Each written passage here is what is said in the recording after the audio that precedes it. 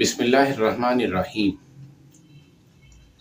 الحمد للہ رب العالمین والصلاة والسلام علی خاتم النبیین۔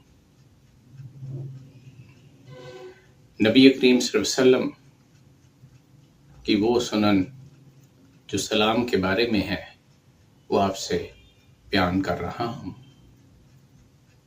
جب کسی کی طرف سے آپ کو سلام پیش کیا جاتا تو آپ کیا فرماتے؟ تفصیل ویڈیو میں ملاحظہ کیجیے۔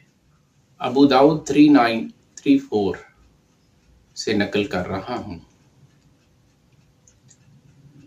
قطان بن غالب رضی اللہ عنہ فرماتے ہیں کہ انہیں بنو نمیر کے ایک شخص نے بتایا کہ مجھے میرے دادا نے نبی کریم صلی اللہ علیہ وسلم کی خدمت میں روانہ کیا اور مجھے تاکید کی کہ میں انہیں اپنے دادا کی طرف سے سلام پیش کروں۔ میں نبی کریم صلی اللہ علیہ وسلم کی خدمت میں حاضر ہوا اور اپنے دادا کی طرف سے سلام پیش کیا۔ آپ صلی اللہ علیہ وسلم نے فرمایا، تم پر اور تمہارے باپ پر سلام ہو۔ ام المومنین حضرت عائشہ صدیقہ رضی اللہ عنہ فرماتی ہیں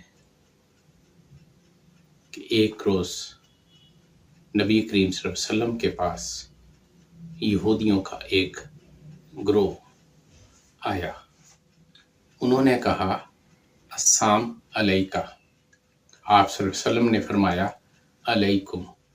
ام المومنین حضرت عائشہ صدیقہ رضی اللہ عنہ فرماتی ہیں کہ انہیں بہت برا لگا اور انہوں نے فرمایا کہ اللہ کے رسول، انہوں نے تو آپ کے لیے بہت برے الفاظ استعمال کیے ہیں، اس کے مطالب تو اچھے نہیں ہوتے۔ نبی کریم صلی اللہ علیہ وسلم نے فرمایا، اے عائشہ، نرمی اختیار کرو اور فحش سے بچو۔ حضرت عائشہ رضی اللہ عنہا فرماتی ہیں کہ میں نے عرض کی، یا رسول اللہ صلی اللہ علیہ وسلم، آپ سن رہے ہیں یہ کیا کہہ رہے ہیں؟ تو نبی کریم صلی اللہ علیہ وسلم نے فرمایا،